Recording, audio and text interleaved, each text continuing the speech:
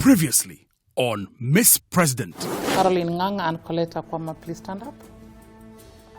Caroline Nganga, today your greatest weakness was in terms of confidence, not even on intellectual issues. And for that, at this level of the competition, we are sorry to let you go home. Zani and Anne Waruguru. Zani, what you asked today is very direct in terms of the kind of film that you are doing. But you are asked such a question and you are not able to give us tangible evidence. For that, we will allow you to leave the academy, but we are very proud of you for this far you have come.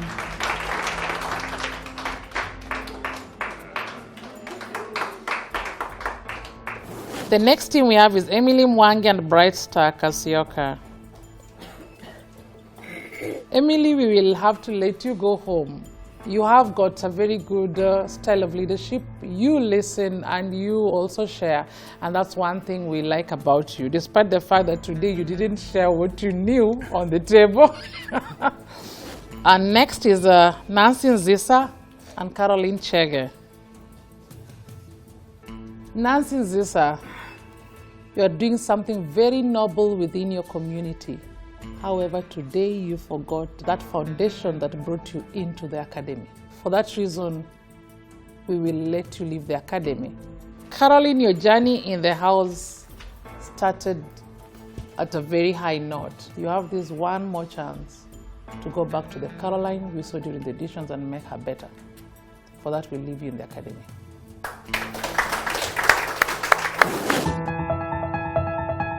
And now, a quick look at the parties before elimination.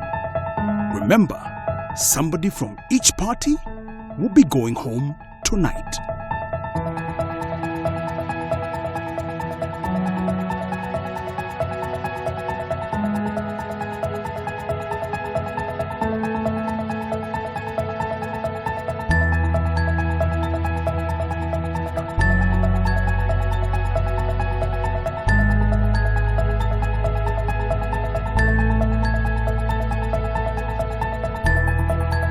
Only 20 contestants left in the academy. Each one of them has exhibited great teamwork, confidence, and excellent delivery of tasks at the academy.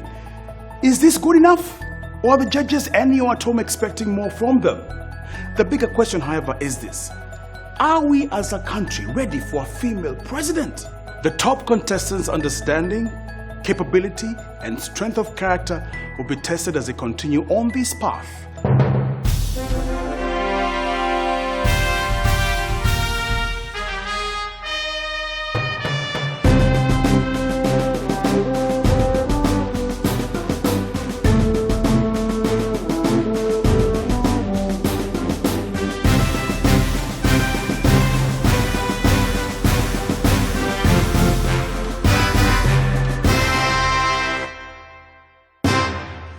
Over 1,000 applications were received from all over Kenya, and from these, 70 contestants were shortlisted. After a series of auditions, 40 women were selected and they are battling it out at the academy, where they are going through a process of training, tasks, challenges, problem-solving activities, presentations and eliminations to eventually be elected Miss President.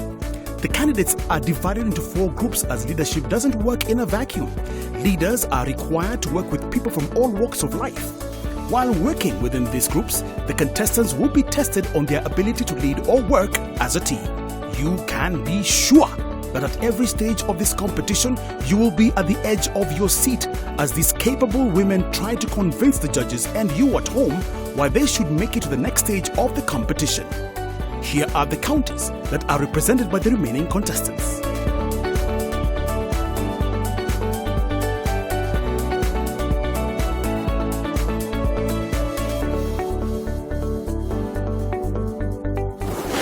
Now, let's meet our esteemed judges for this episode. I'm Dr. Zipporah Okoth. I'm a lecturer of film and theatre arts at Kenyatta University. I'm also the founder of the Lake International Pan-African Film Festival. I'm a gender consultant and a performing artist. I'm looking for people who are informed, presentable, firm, and have a purpose. Hi, I'm Jerry Kirene. I work in the policy environment, helping various small groups lobby for better laws for business. I'm a tough judge. I'm no nonsense. The minute you come before me, you better know your stuff. If you don't, well, you can only expect a challenge. I am Harrison Manga, your judge for today. I work at Media Focus on Africa, where I am programs manager. My area of expertise is in gender mainstreaming. When I look at the contestants that come before us, I am looking for knowledge, I'm looking for coherence, I'm looking for passion, I'm looking for personality. In today's episode, the contestants will be trained on public financial management. What is prudent financial management? What should leaders take into account when handling public funds? What is public financial management cycle? Dr. Lillian Oloz is a financial management specialist and author of the book One Day in August, A Chart on Personal Finances. Today, she'll be breaking down public financial management and educating their excellencies at the Academy on how they can influence public financial management as stipulated in the Kenya Constitution, Chapter 12. So what comes to mind when you hear public financial management? What comes to my mind is about the prudent use of resources and all the processes like budgeting, auditing, monitoring and evaluation. Financial management also includes the process of budgeting and pegs it on a period of time, like a fiscal year. So for our country, that is from July to June. It has something to do with revenue collections. Mm-hmm. So when you talk about mobilization, then you're referring to revenue, different streams of revenue collections. Okay. Yeah. Financial management. How would you define financial management? What is management? Keeping in check. So one of the processes of management. It is also taking care of. It also has the aspect of planning. Yeah. Let me put that definition out there. It's really just planning, organizing, controlling, and monitoring. What is public financial management? Public financial management, just like we said, financial management. Yes. Now, this is the process of planning, organizing, controlling, and monitoring public finance resources. Exactly. I plan to purchase ABC. Where will I get the money? I plan to travel to this place. That's a plan, isn't it? So where will I get the money? Organizing the resources. How do I put in measures to check, control? Then monitoring. Have I been able, if I've said I'm going to put aside 10,000 at the end of this month to that cause, have I been able to? So planning. What is this planning process? So planning in financial management means looking at the finances that we have, the resources that we have, that is, budgeting for these resources, and this means therefore coming up with the goals that we want to achieve and coming up with the issues that we want to address using the finances that we have. The planning stage or process is what do you want to achieve and by when? Because you could plan to do something or achieve something 5 years from now, but you can only be able to do that if you break it down into, say, yearly, then break it down to quarterly or monthly. So where are we getting this money from? And when we get the money, where are we going to use it? Allocation, organizing. Okay? Then lastly, we have said control and monitoring.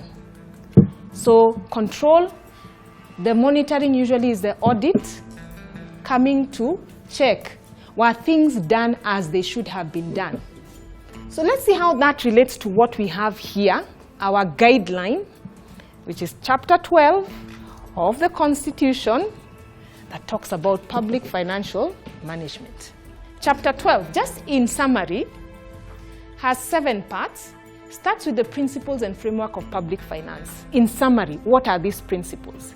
Because when you're making these decisions, it is assumed that you're working within that framework, within those principles, within those guidelines. That is how you're going to make decisions. If these are strictly adhered to or followed, then we are saying we can have or alter, we can be able to alter policy formulation if these are strictly followed or adhered to, and actually change the management of public resources for the better in future. So the first principle, openness, accountability, and public participation. Second one, promotion of equity. meaning that the tax burden is shared both at national and county levels.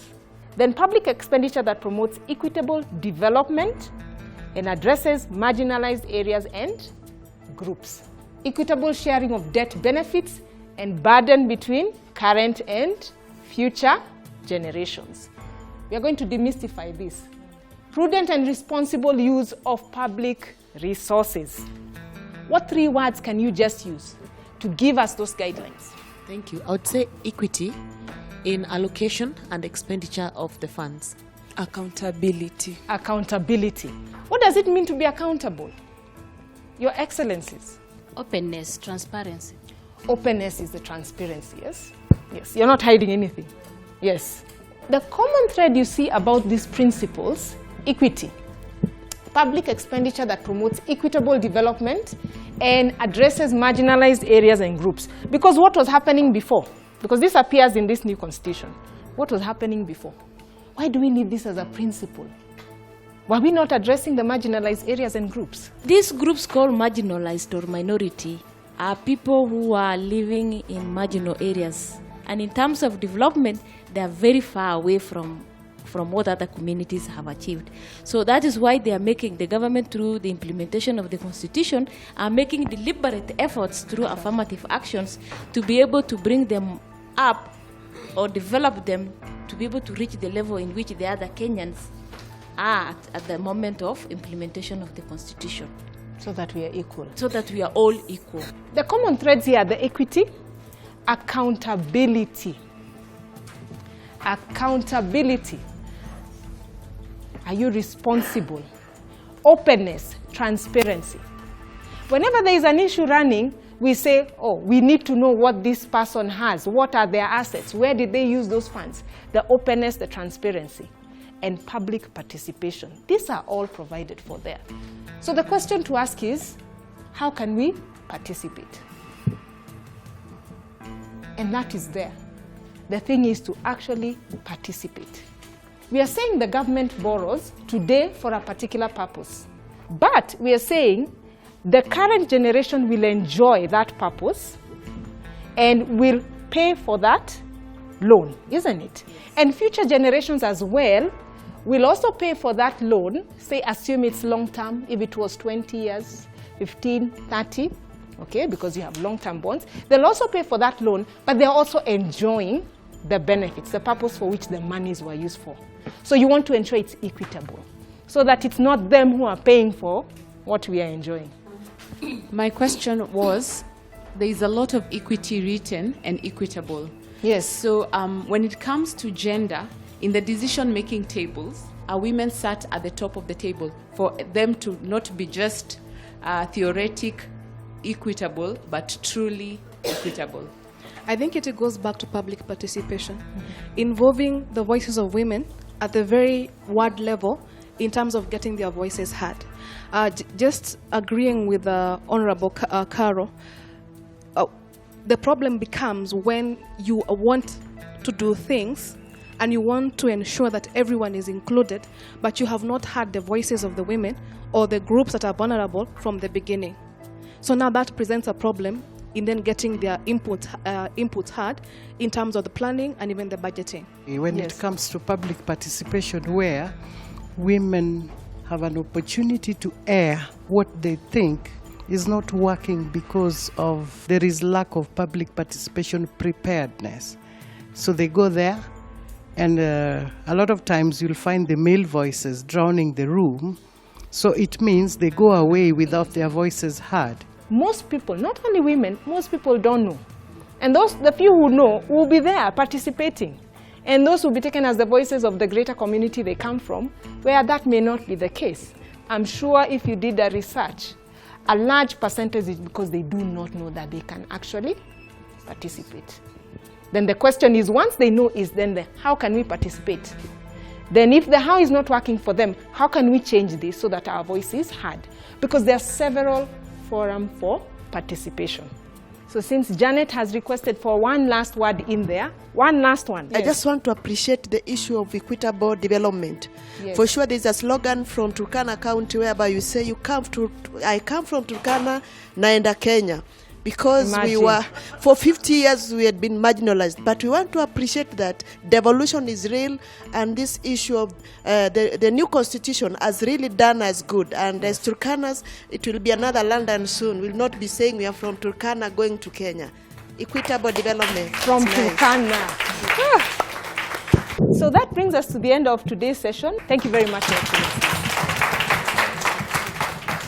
Over 1,000 applications were received from all over Kenya, and from these, 70 contestants were shortlisted. After a series of auditions, 40 women were selected, and they are battling it out at the academy, where they are going through a process of training, tasks, challenges, problem-solving activities, presentations, and eliminations to eventually be elected Miss President. The candidates are divided into 4 groups, as leadership doesn't work in a vacuum. Leaders are required to work with people from all walks of life. While working within these groups, the contestants will be tested on their ability to lead or work as a team. You can be sure that at every stage of this competition, you will be at the edge of your seat as these capable women try to convince the judges and you at home why they should make it to the next stage of the competition. Here are the counties that are represented by the remaining contestants.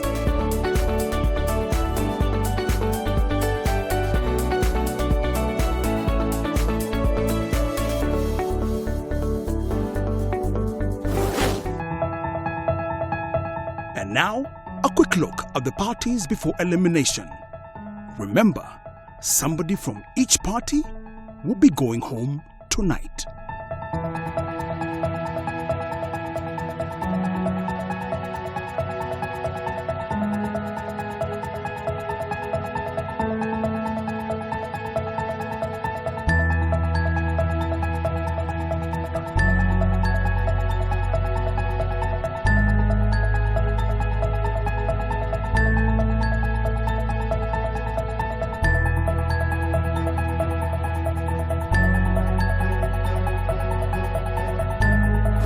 From today's class, we now know that public financial management is a process of planning, organizing, controlling, and monitoring public finance resources. These are the principles and framework of public finance as outlined in our Kenyan Constitution. Openness and accountability, promote an equitable society, equitable sharing of debt benefits and burdens between present and future generations, public money shall be used in a prudent and responsible way, and financial management shall be responsible and fiscal reporting shall be clear. Greetings, Your Excellencies. Welcome back.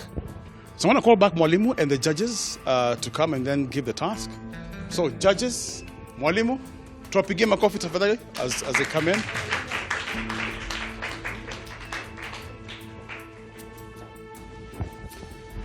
I hand over to you now, Mwalimu.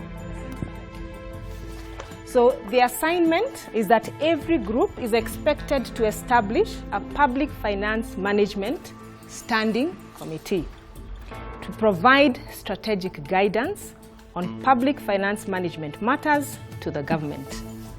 So you have a number of events there. There are 7 events. And your task is that you have a budget of 1.5 billion shillings.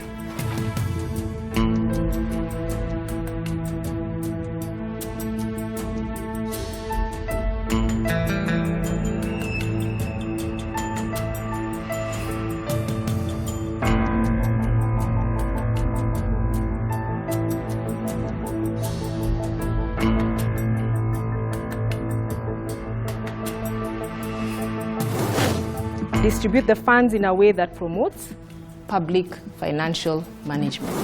Given the amount of money that is available at our disposal, we are not saying that we are paying all these things. Whether we will take it to the county or we will do it at the national level, it's about what needs to be done as a matter of fact. Teachers in Nairobi are striking, that's counting? All the national things. As in debt, teachers, football, mega conference is 1.8 billion. I think we need to know what kind of a problem or where the issue is.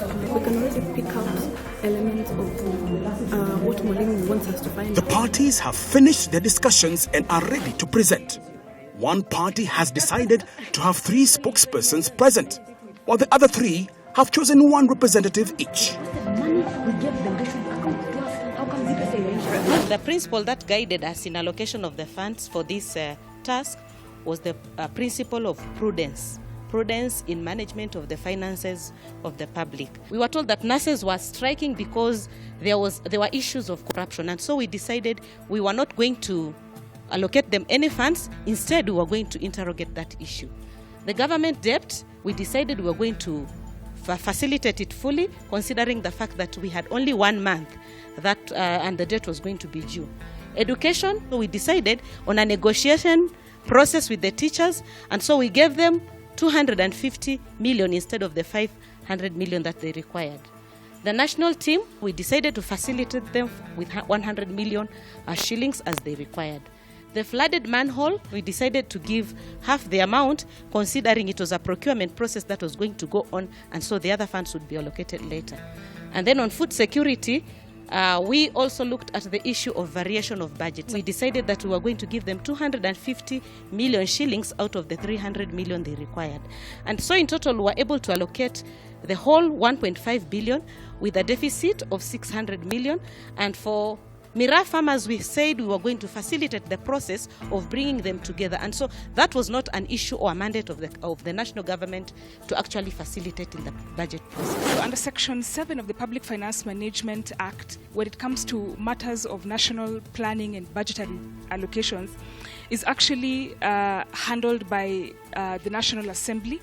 And then Section 8 provides for the Senate to discuss matters touching on the planning matters county government. Our actual allocation would then be as follows: 300 million on national debt, 400 million for the nurses, 200 million for the teachers, 100 million for the infrastructure, 100 million for the national football team, 100 million for the Miraa farmers, and 50 million for the conference. Our total allocations was therefore as follows: the county government 500 million, national government 750 million, and because we are excellent financial strategists, we wanted to have a reserve of 100 million Kenyan shillings.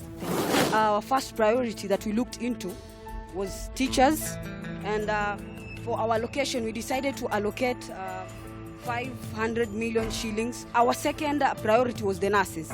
We found out that some of the supplies were missing, so we did allocate some half amount, but also we wanted also to investigate and know how the supplies were missing. We wanted to allocate 300 million shillings, that is a half of what was supposed to be allocated, to be able to solve the debt that we were supposed to pay. We could not also discriminate the footballers from giving them this money because they are also an image to our country. For them, we would give them the 100 million shillings. And the other party that we also felt that would also include in allocating money was the Miraa farmers. We would allocate 300 million shillings. For the infrastructure, we decided to allocate 300 million shillings. We wouldn't know if this road was a county road or a national road.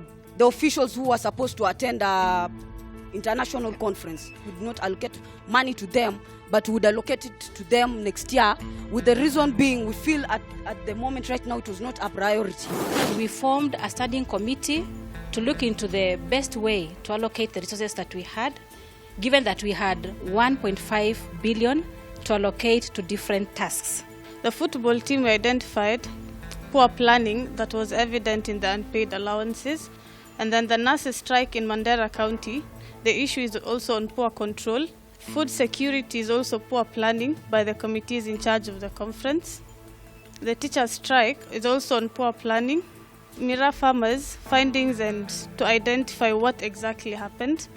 The flooded roads, the problem is to be solved by the government, and the funds will come from the government. And the debt, we also introduced the aspect of negotiations with the leaders. On the football team, we decided to allocate 100 million to it. On the nurses' strike, we come to the conclusion that allocation had been done, yes, but there was misuse of funds. We allocated 6 million. On food security conference, so we decided to plan and ask them to wait for the supplementary budget. On teacher strike, we sat and renegotiated again. That is it possible that we can pay you in 5 phases? They agreed. And therefore, in the first phase, we gave them 150 million, and the rest will run concurrently. On Mira farmers, it is neither here nor there. This is an agreement they got to without us as the government. So we asked them to seek redress legally. So we did not allocate any funds. On the flooded roads, the money that they had requested for was not the real picture, and therefore we allocated 250 million for the repair. On government debt, we sat on the table and renegotiated with the lenders again, and we agreed to pay it in 3 phases, which will be 200 million per phase. We spent 650 million and saved 850 million. Before we go into elimination, the contestants get an opportunity to elect new presidents within their groups.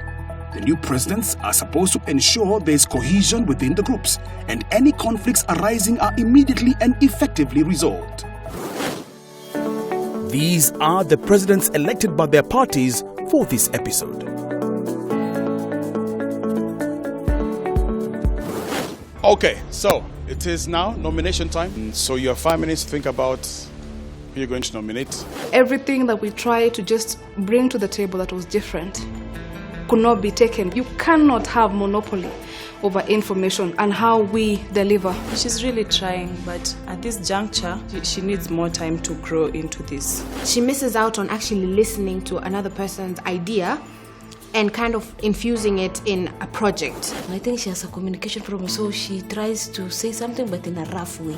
She does not have proper listening skills as a leader. She actually did not deliver content as we had agreed. If I was president, I would look for somebody who is strategic in terms of thinking and not at operational level. The contestants have finished the nominations in the PR. Who did they nominate? Who will the judges pick? Who will go home? Let's hear what the judges have to say before we move on to elimination. Judges are back because that's a prelude to the elimination process. Judge Kerine, it's good to see you. Judge Harrison, Judge Dr. Zippy. Anything that you notice in the tasks today? One thing I loved so much about today is there's a group of them that really came out strongly and they argued out their points when they on the assignment that they were given, especially on budgets and financing. I think they gave us credible reasons on how they distributed the budget, and I think that was quite commendable. And in their articulation of their points, I think today we are having leaders. Harrison? Today, the application of the lesson was much better. There was quite a lot of, debate going on, and everyone was, putting their best feet forward in terms of advancing an argument. The cream is actually, coming to the top. You don't have to cajole it anymore. It's Judge Kerine, are they still hiding in groups? Would you say? I don't think they're hiding in groups anymore, but I tend to feel some of the groups, some did very well. But there were some that went ahead and decided to save on their budget. But again, I think that has to do a lot with even just our conditioning as a society, and also the people are taught in schools not to take risks. So I see that still happening. But I think as we go ahead with the assignments, now I would like to see individuals. We'd all like to see individuals. I want to end with you, Judge Kerine. Are we looking for new type of leaders, or are we looking for women who can fight it out anywhere? Leadership is a calling. And it requires a lot of sacrifice. And it also requires that you take risks and extend yourself. How badly do these contestants want to become Miss President? Well, let's find out. Over 1,000 applications were received from all over Kenya, and from these, 70 contestants were shortlisted. After a series of auditions, 40 women were selected, and they are battling it out at the academy, where they are going through a process of training, tasks, challenges, problem-solving activities, presentations, and eliminations to eventually be elected Miss President. The candidates are divided into 4 groups, as leadership doesn't work in a vacuum. Leaders are required to work with people from all walks of life. While working within these groups, the contestants will be tested on their ability to lead or work as a team. You can be sure that at every stage of this competition, you will be at the edge of your seat as these capable women try to convince the judges and you at home why they should make it to the next stage of the competition. Here are the counties that are represented by the remaining contestants.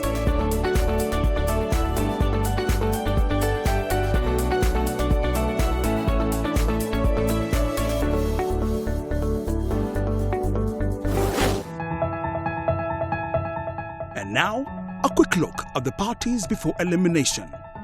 Remember, somebody from each party will be going home tonight.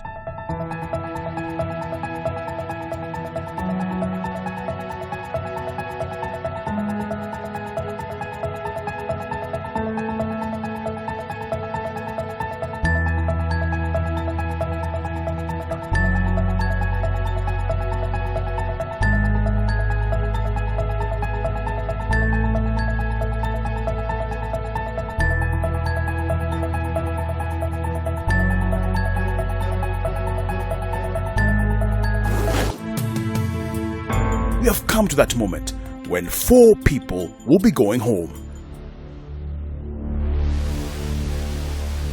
Who will stay? Who will be on probation? And who is going home? My viewer on TV, the fate of the 20 is in the hands of these 3 judges, so I hand them over. Hello, Your Excellencies.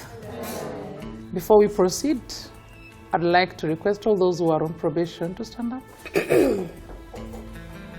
We officially release you from your probation. As we proceed to the next level, I'd just like to encourage us once again that at this part of the competition, at this level, you are all great leaders. Hello, ladies. So I shall proceed to call those who will come and sit at the front. And I'll begin with Lynette Mavu. Please come forward. Irene Mayaka, please come forward. Jane Apitet, please come forward. Followed by Jacqueline Waweru.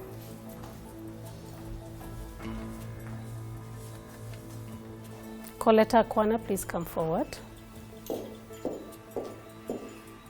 Followed by Betty Adera. Jacqueline Mungumi, please come forward. And finally, Caroline Ogot, please come forward. And I'll start with you, Coletta. Please come forward. Seeing that you were the one who was chosen to present on behalf of your group, I didn't feel that you really captured us. So how else do you think you could have done that so that you could have persuaded and convinced us that you knew what you were talking about? I think I was the only presenter who referred to the Public Finance Management Act, which was really instrumental in helping us clearly map out where the authority of the Senate coming in to appoint its representatives in this task to bring out county issues and county allocation of funds, and then also referring specifically to the National Assembly and looking at the national level of allocation of funds. So I think to that structure, I went as legal as I would have gone, and I think I came out pretty clear on that. Obama is praised for being a good orator, and he's got a quality which most leaders require in order for them to convince the electorate, which is charisma. And that's what I was hoping to hear from you, that perhaps you could have delivered it with a little bit more charisma. So even if we didn't understand legalese, but we felt convinced that you had a thorough grasp of your concept and that you really did want us to receive the message. Betty, one of the things I observe, or we do observe as the judges, is just the group dynamics. How do people interact within the group? What happens in your group when somebody interrupts you? How do you handle that situation? When somebody interrupts me and I was already with the mic talking, I would refer back to the chair or the president of that particular group and ask that, can I be allowed to complete? Did you feel you've demonstrated a lot of flexibility in your discussions? I feel I have. It's just yes or no? Yes. Have a seat. Jane Appetit, could you please step forward? We all know that we've found some oil in Turkana, right? The community from where we are getting this oil are up in arms. They want to get half of the revenue from that oil. Yes. So let's assume they get it. This 50%, if you're advising them, what would they spend this money on? So the first agenda as a president that I would wish to encourage people of the community to embrace education so that all of us can be at the same level with other counties or with our neighbors. And the second agenda is about health, because you find women giving birth in the bush. Now that we have water in Turkana County, we'll use the funds received to ensure that we employ or we do farming using seeds that are drought resistant, so that we have food for the Turkana community. Okay. Let me call Jacqueline Oweru, please. Come forward. There's a high rate of teen pregnancy happening in Kilifi. I'm just wondering, from where you stand, is this problem of teen pregnancy a public finance management problem? For starters, Harrison, I would say yes. As young people in Kilifi, we had already seen teenage pregnancy as an issue. And we've been trying really to fight for a specific budget in terms of family planning, because already there are young people who are already having sex. As young people, we now started working on a policy known as Adolescent and Young People Strategy Paper on SRHR and HIV, where we would have programs and also now involve also our parents, because another concern that we found out in some of the parents cannot communicate well with their kids on sexual and reproductive health issues. Thank you. And I agree completely. Yes. But remember, my focus is narrow. Yes. Is it a public finance problem? Yes, it is an issue. If you do not allocate money for adolescent programming, that is a very big concern. Jacqueline Mungumi, please come forward. Were you the chair of the group? Yes. So whose decision was it to save on over 50% of the money allocated? It was the decision of the group. Who specifically? Anne Waruguru went for saving. And they said it's important to save. I know Dr. Elizabeth and actually the rest, they bought the idea it's good to save. But I remember saying, as a government, if you don't utilize the funds, they go back to the exchequer. And so why did you agree? Democracy. Democracy. Caroline Ogot, come forward. I have just grilled your colleague on the decision to save over 50% of your budget. Yes. When we provided you an opportunity as a group during the discussion to defend that decision, the first thing you said was, it was a slip of the tongue. Right, I say that. Leadership is no joke. When it comes to something as serious as how public funds are spent, we cannot afford to dismiss it as a slip of the tongue. Can I say something towards that? The final one. Yes, I would actually take responsibility for that. But I think there is something I can do. As the president, I am a human being and I have weaknesses. And it is better to go before my citizens and tell them the truth. I would use the media and correct it. Lynette Marvel, please step forward. What would you do to improve not only the collection of revenue, the local one, but also the ability of the local people to influence the priorities that the county government chooses? So what I would do is to first of all harness the resources that are there, something that I started doing while I was a CEC. We actually mapped up all the wards and were able to know what is in every ward. And so what I would do is first of all to make people aware that actually there's a lot they can do with what they have on the ground, and then be able to harness it to be able to bring them revenue in terms of looking for ways in which we can be able to turn them into an economy. Let me have Irene Mayaka step forward. Drawing on the lessons we've had for today's episode, what would be some of the quick ideas you'd give the county of Nyamira in terms of improving revenue collection? 80% of our economy, income comes from agricultural produce. And one of the things that I would like to do is there is a fruit in our county that is very common. It actually grows like a wild fruit, and that is the avocado fruit. So mine would be on value addition of the avocado fruit. So what I would want to quickly do is to have a motion in the county assembly on value addition of the avocado fruit, and a motion because it is faster to process a motion into implementing it into an actual action than you would a bill, so that this particular motion is linked to a policy that would, one, ensure that our farmers are able to export the fruit outside the country, and also sell to other local farms like Kakuzi, who then buy this in large scale. I'll go direct to those who are leaving for home. I'll start with Collector Akwana and Betty Adera. Please stand up. After much deliberation, we are glad to say you're both staying in the house.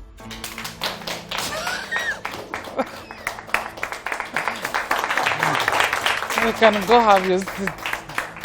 Jane Apetet and Jacqueline Waweru. Jacqueline, we found that you had a lot of information and you affirmed everything you said. Jane, the last time you were here was because you were not focusing on the question. And today the same thing happened. You still were not focusing on the question that you were asked.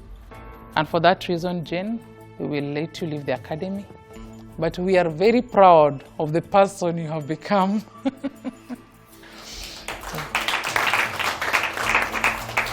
Jacqueline Waweru, because of your strong character and the way you answered your question, we will allow you another chance in the academy. Connie Mungumbi and Carol Logot. Connie, as a leader, it is important for you to take responsibility of everything your group decides. You know how much, how wrong it feels when you feel exposed because of the opinions you gave within the people you trusted within a group. Caroline Ogot, we were not very excited for you to say it is a slip of the tongue. We felt for a leader that is not right, and for that reason, you will leave the academy. However, we are very proud to have had you in the house, and we are very glad for that. Thank you so much. Connie, you have another chance in the academy. And now to Lynette Mavo and Irene Mayaka. Now, I do not know what to expect, whether we will have the Lynette and the Irene we saw during the auditions, or whether your character is still going to get into a lower character or a weaker character. What we saw is not what we are seeing right now. We will give you another chance, both of you in the house. And if we don't see an improvement, then we will have no choice. Thank you. You are fewer, and our search for the ultimate Miss President goes on. There's no time to sit back. This is no longer a group competition. Each person must fight for the top seat, and let that be your battle. Know that you are friends, but even friends compete and support. So know how much you can support and how far you must compete, okay? Thank you so much. I count it a privilege and an honor to have reached this point, and I appreciate it was tough, but good. I'm not convinced. One reason I don't believe I'm weak. But one thing, somebody has to go home. As a leader, you must accept responsibility. You're human. I felt I have been doing my best, but maybe they probably have high expectations of me because she mentioned my audition. So I feel she expects more. Those are valuable, actually, feedback that I know that as a leader, I will not need to have any room, for those kinds of errors. So it's something that I'm going to commit to work on going forward. When she said we were both in, it was shocking. I've been staying and I've not been knowing what do people say about me. Even Jesus himself at one point he asked his disciples, what do people say about me? Who do they say I am? So I think for me today was that day. Yeah, I knew I have an issue of just focusing and going straight to the point, a bit around the bush. So I feel it is fair. I thought I was going from the feedback I got from the judges. So it was a shock when they said that I still remain in the academy. After a busy and highly charged day at the academy, it's time to take a breather.